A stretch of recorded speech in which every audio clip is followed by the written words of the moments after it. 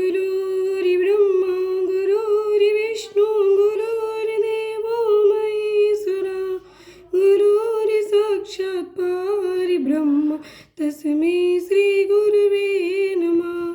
श्री गुरुचरण दुख हरण, श्री गुरुचरण दुख हरण।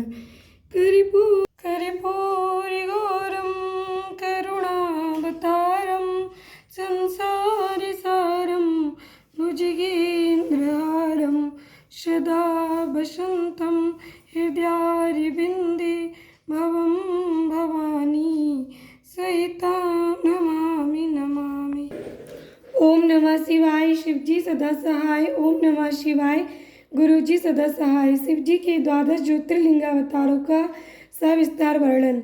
नंदीश्वर जी कहते हैं, उन्हें अब तुम सर्वव्यापी भगवान शंकर के 12 अन्य ज्योतिर्लिंग स्वरूपी अवतारों का वर्णन श्रवण करो, जो अनेक प्रकार के मंगल करने वाले हैं। उनके नाम ये हैं: सौराष्ट्र में सोमनाथ, श्रीशैल पर मल्लिकार्जुन, उज्जैनी में महाकाल, ओंकार में अमरीश्वर, हिमालय पर केदार, डाकिनी में भीमशंकर, काशी में विश्वनाथ, गौतमी के तट पर त्र्यंबकेश्वर, चिताभूमि में वैद्यनाथ, दारुकवन में नागेश्वर, सेतुबंधु पर रामेश्वर, शिवालय में घुष्मेश्वर।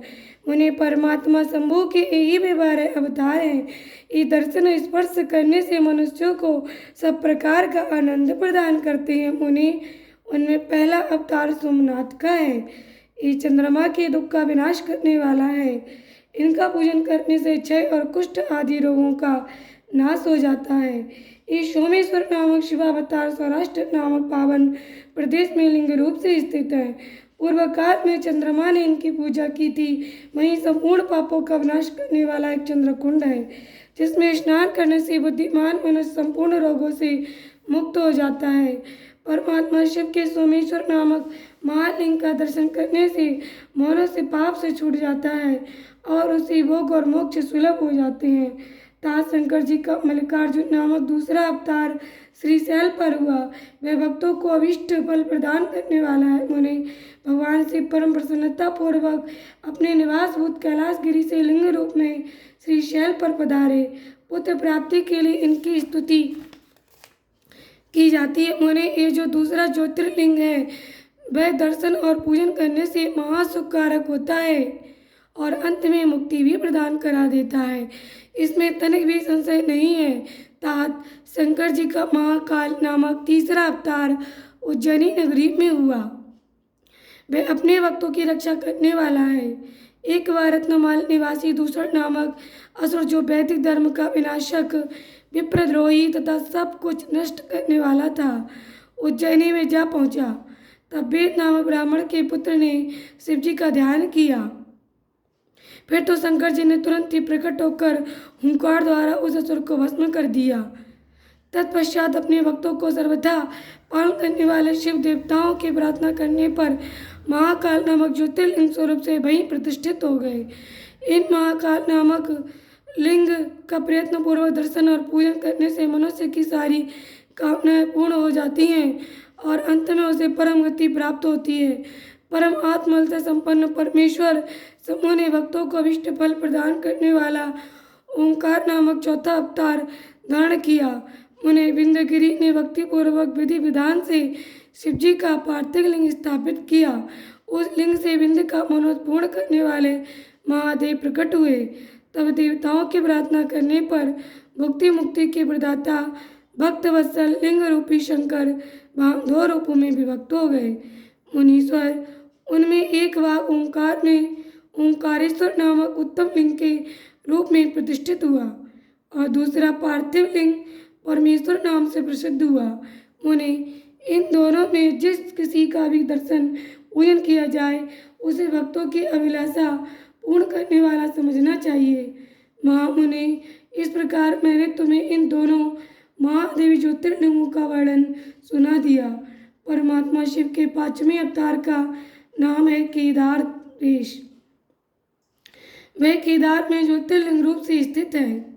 मुने, वहाँ श्रीहरि के जो नर नारायण नामक अवतार हैं, उनकी प्रार्थना करने पर शिव जी हिमगिरी के केदार शिखर पर स्थित हो गए। वे दोनों उस केदारेश्वर लिंग की नित्य पूजा करते रहते हैं। वहाँ शंभु दर्शन और पूजन करने वाले भक्तों को अभिष्ट प्रदान करते हैं। तात सर्वेश्वर होते हुए भी शिव इस खंड के विशेष रूप से स्वामी हैं। शिव जी का ये अवतार संपूर्ण अभिष्टों को प्रदान करने वाला है। महाप्रभु शंभु के छठे अवतार का नाम भीम शंकर है। इस अवतार में उन्होंने बड़ी बड़ी लीलाएं की हैं और भीमासुर का विनाश किया है। कामरूप देश के अधिपति राजा सुदीक्षण शिव जी के भक्त थे। भीमासुर उन्हें पीड़ित कर रहा था। तब शंकर जी ने अपने भक्तों को दुख देने वाले उस अद्भुत असुर का वध करके उनकी रक्षा की। फिर राजा सुतीक्षण की प्रार्थना करने पर स्वयं शंकर जी डाकिनी में भीम शंकर नामक ज्योतिर्लिंग रूप से स्थित हो गए। उन्हें जो समस्त ब्रह्मांड स्वरूप तथा भोग मोक्ष का प्रदाता है, वह विश्वेश्वर नामक सातवां अवतार काशी में हुआ। मुक्तिदाता सिद्ध स्वरूप शिव भगवान शंकर अपनी पूरी काशी में ज्योतिर्लिंग रूप में स्थित हैं। विष्णु आदि सभी देवता, कैलाशपति शिव और भैरव नित्य उनकी पूजा करते हैं। जो काशी विश्वनाथ के भक्त हैं और नित्य उनके नामों का जप करते रहते हैं, वे कर्मों से निर्लिप्त होकर कैवल्य पद के भागी होते हैं। चंद्रशेखर शिव का जो त्र्यंबक नामक आठवां अवतार है, वह गौतम ऋषि के प्रार्थना करने पर गौतमी नदी के तट पर प्रकट हुआ था। गौतम की प्रार्थना से उन मुनि को प्रसन्न करने के लिए शंकर जी प्रेम पूर्वक ज्योतिर्लिंग स्वरूप से वहाँ अचल होकर स्थित हो गए। अहो, उन महेश्वर का दर्शन और स्पर्श करने से सारी कामनाएं पूर्ण हो जाती हैं। तत्पश्चात मुक्ति भी मिल जाती है। शिव जी के अनुग्रह से शंकर प्रिया परम पावनी गंगा गौतम के स्नेहवश वहाँ गौतमी नाम से प्रवाहित हुई। उनमें नवा अवतार वैद्यनाथ नाम से प्रसिद्ध है। इस अवतार में बहुत सी विचित्र लीलाएं करने वाले भगवान शंकर रावण के लिए आविर्भूत हुए थे। उस समय रावण द्वारा अपने लाए जाने को ही कारण मानकर महेश्वर ज्योतिर्लिंग स्वरूप से चिता भूमि में प्रतिष्ठित हो गए। उस समय से वे त्रिलोकी में वैद्यनाथेश्वर नाम से विख्यात हुए। वे भक्तिपूर्वक दर्शन और पूजन करने वाले को भोग मोक्ष के प्रदाता हैं। मुने, जो लोग इन वैद्यनाथेश्वर शिव के मातम्य को पढ़ते अथवा सुनते, उन्हें ये मुक्ति का भागी बना देता है।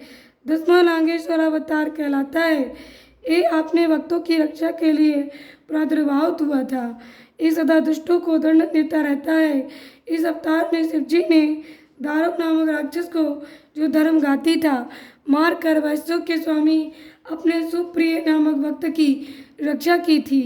तत्पश्चात बहुत सी लीलाएं करने वाले वे परात्पर प्रभु शंभु लोकों का उपकार करने के लिए अंबिका सहित ज्योतिर्लिंग स्वरूप से स्थित हो गए।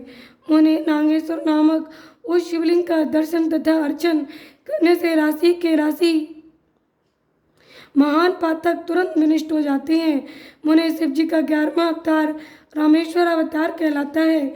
वह श्री रामचंद्र का प्रिय करने वाला है। उसे श्री राम ने ही स्थापित किया था।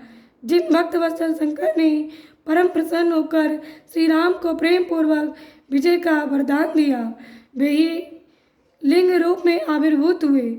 मुने, तब श्री राम की अत्यंत प्रार्थना करने पर वे सेतुबंध पर ज्योतिर्लिंग रूप से स्थित हो गए। उस समय श्री राम ने उनकी भली भांति सेवा पूजा की।